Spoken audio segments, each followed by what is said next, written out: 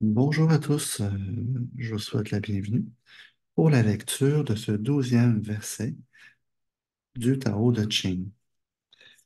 Donc, toujours inspiré du livre de Wayne Dyers, Changez vos pensées, changez votre vie, la sagesse du Tao. J'adore véritablement mon expérience euh, depuis le début de la lecture. Personnellement, il y a des choses qui se placent à l'intérieur de moi et même dans l'expérience que la vie me propose. Je trouve qu'il y a des synchronicités incroyables à travers les exercices qui nous sont proposés à chaque jour. Et puis, ben, j'espère que, que de votre côté, il y a sûrement des événements. Lorsqu'on commence à mettre en mouvement véritablement et que nous sommes en connexion avec l'énergie, immanquablement, lorsque l'on ouvre un peu nos œillères pour élargir notre perspective et notre expérience, bien nécessairement, notre expérience change. Un peu comme le titre le dit également. Changez vos pensées, changez votre vie. Donc voici la lecture du 12e verset du Tao de Ching, écrit voilà plus de 2500 ans par Lao Tzu en Chine. Les 5 couleurs aveuglent l'œil, les 5 tons assourdissent l'oreille, les 5 saveurs émoussent le goût. La poursuite et la chasse rendent les gens fous. Gaspiller de l'énergie pour acquérir des objets rares ralentit la croissance de l'individu. Le maître observe le monde, mais fait confiance à sa vision intérieure. Il permet aux choses d'aller et venir. Il préfère ce qu'il y a à l'intérieur à ce qu'il y a à l'extérieur. Voici le 12e verset. Il y a véritablement de belles pépites à l'intérieur de ce qui vient d'être nommé. Allons voir ce que Wayne Dyers a à nous dire à ce propos. Le titre d'aujourd'hui, c'est Vivre avec ses convictions intérieures. Dans ce passage du Tao de Ching, Lao Tzu nous rappelle au dépens, excusez-moi, dans ce passage du Tao de Ching, Lao Tzu nous rappelle que nous portons beaucoup trop d'attention au plaisir des sens, au dépens de notre vision intérieure. Hmm, ça commence fort. Le fait de se concentrer uniquement sur les données sensorielles engendre un monde d'apparence qui n'est finalement qu'illusion. Puisque tout va et vient, la nature du monde matériel est forcément limitée à un statut transitoire. Quand nos yeux ne voient que les couleurs devant eux, ils deviennent aveugles à tout ce qui est au-delà du monde des apparences. Nous ne pouvons pas connaître le Créateur si nous nous concentrons uniquement sur ce qu'il a été créé. De la même façon, nous perdons notre propre créativité quand nous oublions ce qui rend possible tout acte de création. La vue, l'odorat, l'ouïe, le toucher et le goût sont du domaine des sens. Si vous entretenez la croyance que la poursuite de la satisfaction sensorielle est le but de la vie, vous deviendrez omnubilé par ce que Lao Tzu appelle la poursuite.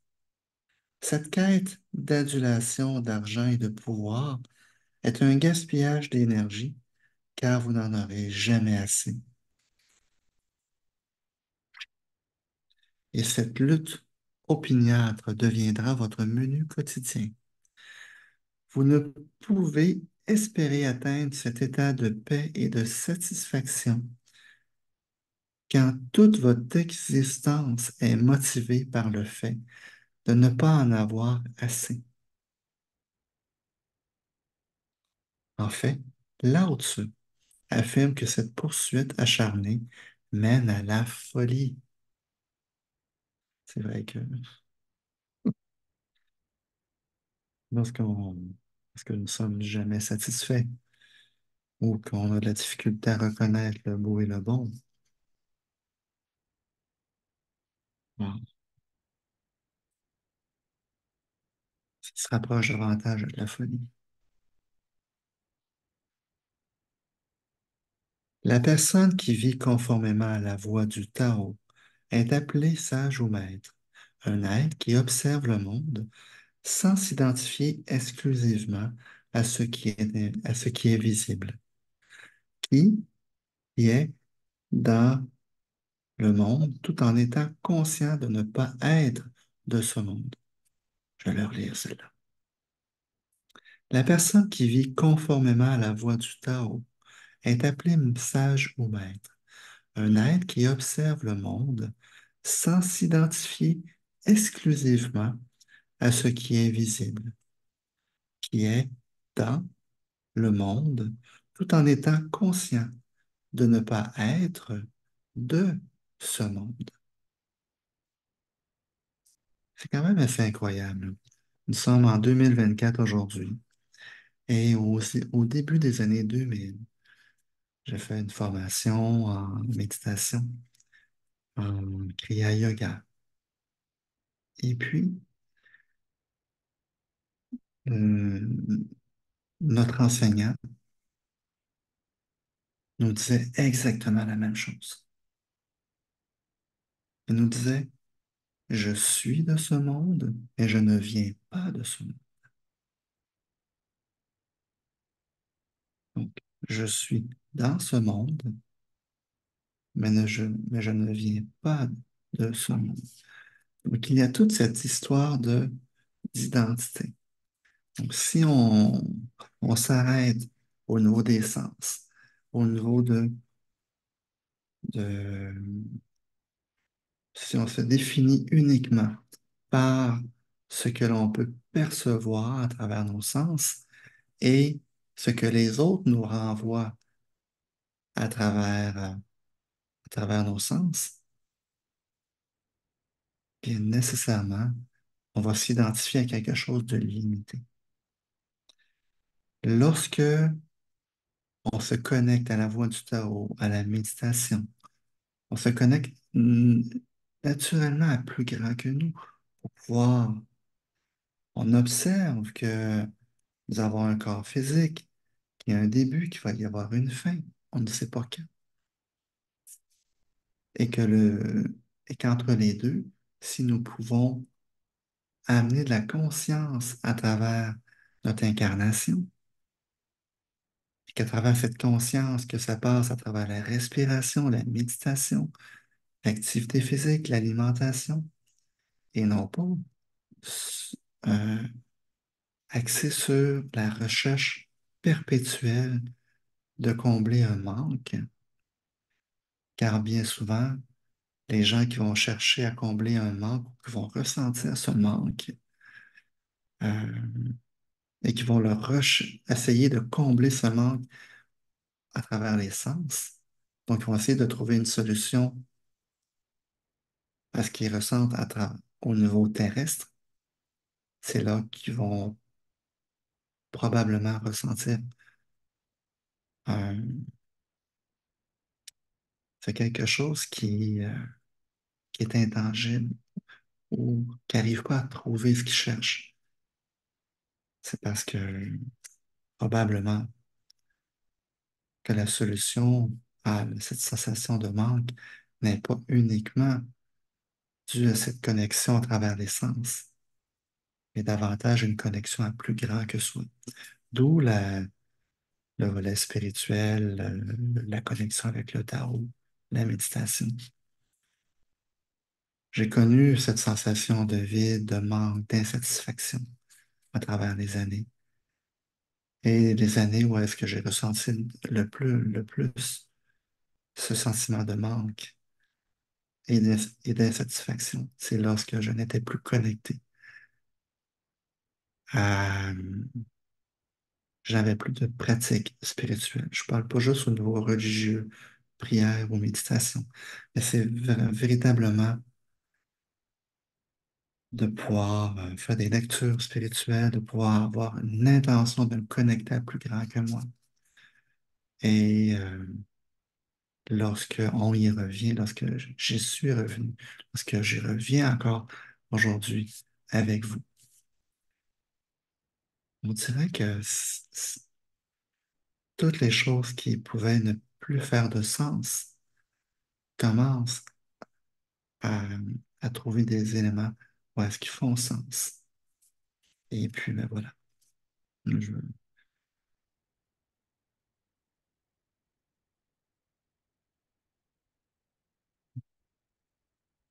donc, le maître rentre en lui-même où ses convictions intérieures remplacent la chasse. En silence, il goûte la valeur nutritive des aliments au-delà des dictats de son palais. À partir de sa perspective intérieure, rien n'est plus nécessaire. Conscient de sa nature infinie, le sage sait qu'il vit dans un monde d'apparence temporaire, ce qui inclut le corps dans lequel il est venu au monde et qu'il quittera un jour. Le maître voit la folie des apparences et évite les séduisantes tentations des acquisitions et de la gloire. Je crois que notre vieil ami et maître Lao-Tzu voulait nous faire comprendre ces simples vérités quand il a rédigé ce 12e verset du Tao Te Ching. C'est ce que nous dit Wayne Dyer à travers ce chapitre. Wayne Dyer nous dit: étendez votre perspective au-delà du niveau sensoriel. Hmm. Étendez votre perspective au-delà du niveau sensoriel. Étendez votre perspective au-delà du niveau sensoriel. Votre conviction intérieure vous dit qu'une rose est plus qu'une fleur, car elle possède aussi un parfum agréable et des pétales veloutés. Utilisez ce même savoir pour percevoir la force créatrice et invisible qui permet l'éclosion de cette fleur miraculeuse, ici et maintenant.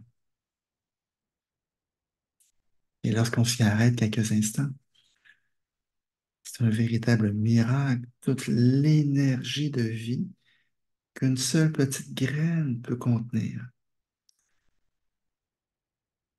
Je vous invite véritablement à... Il va y avoir un exercice tout à l'heure. On prend juste l'exemple de... Moi, personnellement, je, je, j'aime bien faire pousser mes germinations.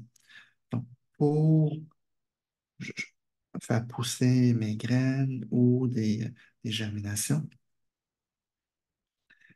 puis je dois les faire tremper dans l'eau pendant 3, 6, 8, 12 heures. Et la graine, lorsqu'elle a été trempée dans l'eau, il y a comme un processus qui a été activé. Son processus de vie, lorsqu'elle demeure sèche, c'est comme si le processus de vie est en latence, est en attente. Et lorsque elle est trempée dans l'eau pendant quelques heures, le temps nécessaire à ce que s'éveille le processus de vie à l'intérieur d'elle, et à ce moment-là, on peut voir la graine qu'on plante un peu dans la terre et il y a une jeune pousse qui germe au-dessus. Je prends juste l'exemple d'une graine de tournesol. C'est véritablement génial de voir la vie, la puissance de vie contenue dans dans les graines. Euh, je parle d'une fleur, dans les pousses, de ce qui est comestible. C'est incroyable. Fait qu'imaginez lorsque nous sommes exposés à à ce même cheminement où est-ce que on se laisse immerger et à travers une saine spiritualité pour pouvoir justement s'ouvrir à notre potentiel et justement pouvoir se déployer en harmonie, en lien avec nos valeurs, en lien avec ce qui est important pour nous, pouvoir se découvrir et éventuellement pouvoir passer d'un état dominé par l'ego à un état où est-ce qu'on on se met de plus en plus au service de plus grand que nous. Et personnellement, je trouve que c'est un véritable miracle. Car il y en a un qui a écrit un livre à ce propos aussi. Nous sommes le plus grand miracle du monde. Et le jour où est-ce que nous allons le conscientiser que nous sommes le plus grand miracle du monde, à l'instar de cette graine qui possède cette énergie vitale en elle, nous avons tout le potentiel nécessaire pour mener une vie, pas juste une belle vie, mais une vie extraordinaire à travers, à travers justement les rencontres, le service. Là. Voilà, c'est une petite parenthèse.